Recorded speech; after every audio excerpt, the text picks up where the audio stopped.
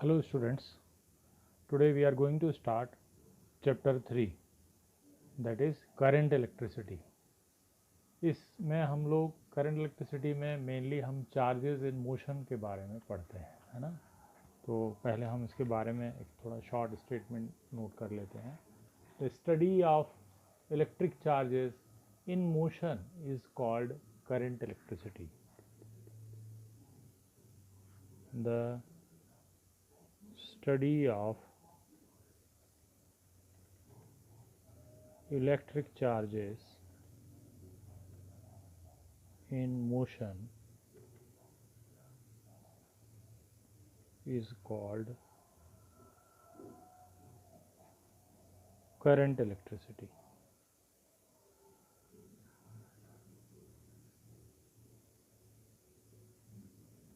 मतलब हम लोग करंट इलेक्ट्रिसिटी में चार्जेस जो मूव कर रहे हैं चार्जेस उनके बारे में पढ़ते हैं, है ना. अब हम लोग इलेक्ट्रिक करंट को डिफाइन करेंगे. The rate of flow of charge is defined as electric current.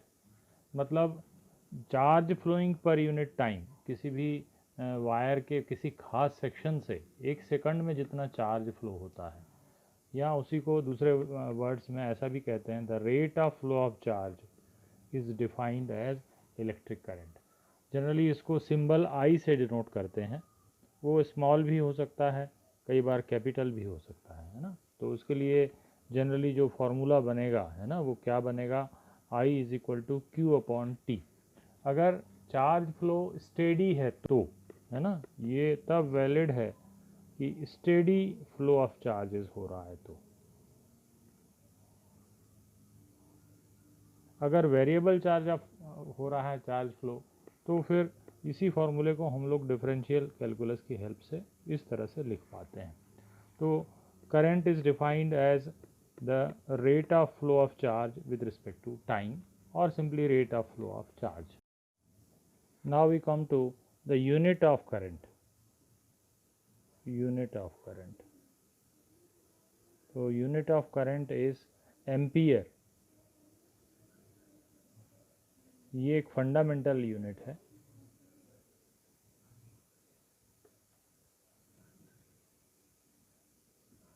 इसका सिंबल होता है कैपिटल ए. फिर अब आते हैं हम लोग करंट के डायमेंशन फार्मूले में. तो डायमेंशन फार्मूला इज ए, और we can write it as m0 l0 t0 a1. ये एक स्केलर क्वांटिटी है ना. Next we will write this is a scalar quantity. Scalar quantity इस तरह से है, अगर हम एक एग्जांपल देखेंगे तो हमको और क्लियर होगा.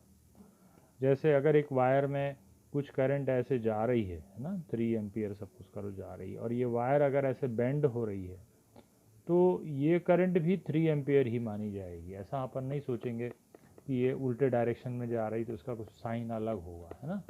और इसका डायरेक्शन अगर कुछ और भी ले लें तो ये 3 एम्पियर ही रहेगी. ठीक है. एक और एग्जांपल स्केलर क्वांटिटी के उसमें अपन देख सकते हैं क्लैरिटी के लिए.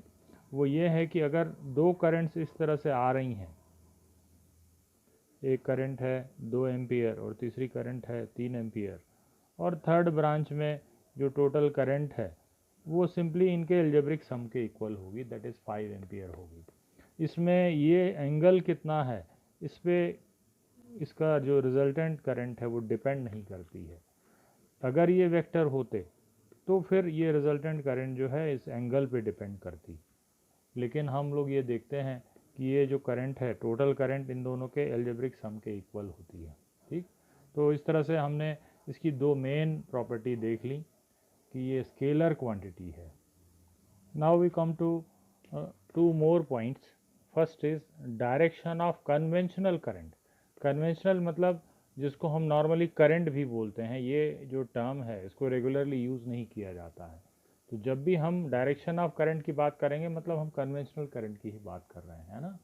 तो ये डायरेक्शन ऑफ जो करंट है वो हमेशा वही लिया जाता है जिस डायरेक्शन में पॉजिटिव चार्ज फ्लो हो रहा है ना. तो is same as that of direction of flow of positive charge,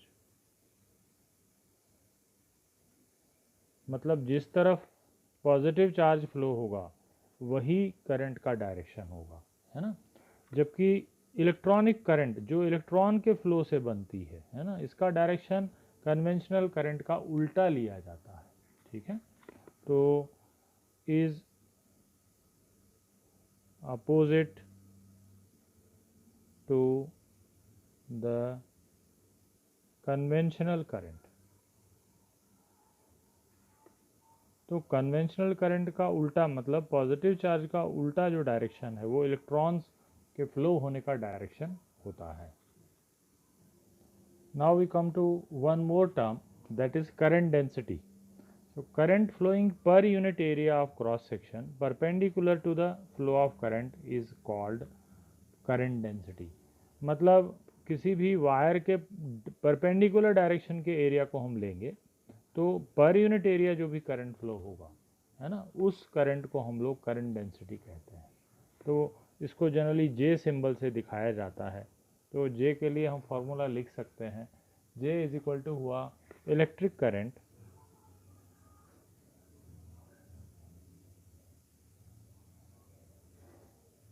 upon cross sectional area that is perpendicular, है ना। इसको अपन इस तरह से भी लिखते हैं, ट्रांसवर्स क्रॉस सेक्शनल एरिया।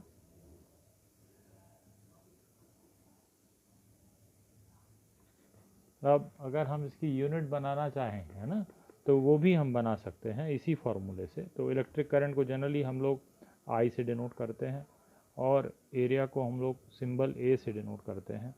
तो इसकी यूनिट बनेगी ampere upon metre square, ampere per metre square. ये एक स्केलर ये एक वेक्टर क्वांटिटी होती है। तो इट इज़ वेक्टर क्वांटिटी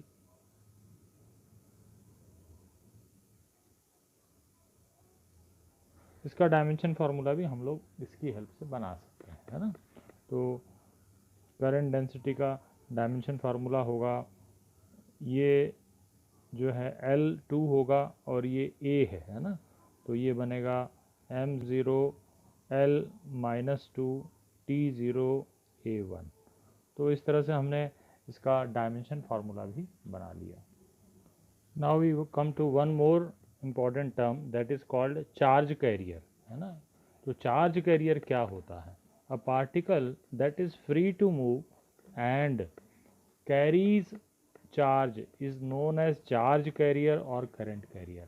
मतलब एक ऐसा कोई भी पार्टिकल जो कि फ्री टू मूव है, आसानी से चल सकता है ना, और वो चार्ज लेके चलता है ना, मतलब वो रिस्पॉन्सिबल है फॉर चार्ज मूवमेंट, तो उसको हम लोग चार्ज कैरियर या करंट कैरियर भी कहते हैं, क्योंकि उसी की वजह से करंट फ्लो होगा किसी भी मटेरियल में, है ना। तो इसीलिए उसको हम लोग करंट कैरियर भी कह देते हैं। तो इसके लिए हम लोग को 3 बेसिक केसेस जानना चाहिए। सबसे पहला जो केस है ना, वो है सॉलिड कंडक्टर्स का। तो जैसे मेटल्स वगैरह हो गई, उन केसेस में जो मेन चार्ज कैरियर है ना, वो इलेक्ट्रॉन्स होते हैं। तो जैसे जितनी भी मेटल्स हम लोग घरों में यूज़ करते हैं इलेक्ट्रिसिटी के लिए, उन सब में चार्ज कैरियर होते हैं फ्री इलेक्ट्रॉन्स, है ना, इलेक्ट्रॉन्स, या फिर उसको हम लोग फ्री इलेक्ट्रॉन भी बोल सकते हैं, है ना। तो इसको हम लिख लेते हैं फ्री इलेक्ट्रॉन्स, ठीक।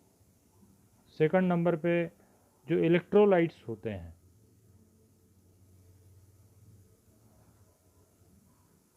उनमें जो चार्ज कैरियर होता है वो आयंस होते हैं, है ना, दोनों तरह के ion, positive ion and negative ions.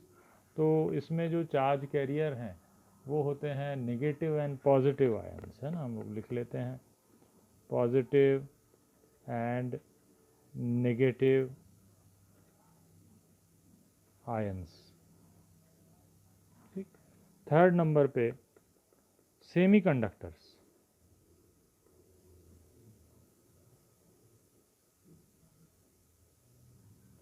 Semiconductors हम लोग लास्ट चैप्टर में पढ़ेंगे। इसमें जो चार्ज कैरियर या जो करंट कैरियर होते हैं, है ना, वो होल्स और इलेक्ट्रॉन्स होते हैं, है ना। तो दो तरह के पार्टिकल्स उसमें हम लोग पढ़ेंगे।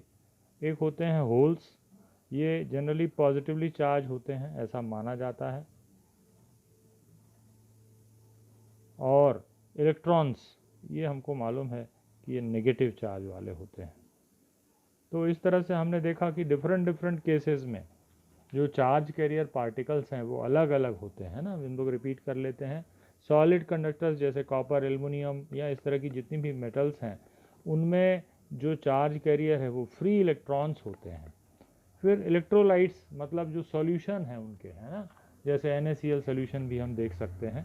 तो NaCl सॉल्यूशन में सोडियम आयन और क्लोराइड आयन, एक पॉजिटिव हो गया एक नेगेटिव हो गया, तो दोनों तरह के आयन जो हैं वो चार्ज कैरियर का काम करते हैं। Next we come to the semiconductor. Semiconductor में होल्स और इलेक्ट्रॉन्स जो होते हैं वो चार्ज कैरियर होते हैं।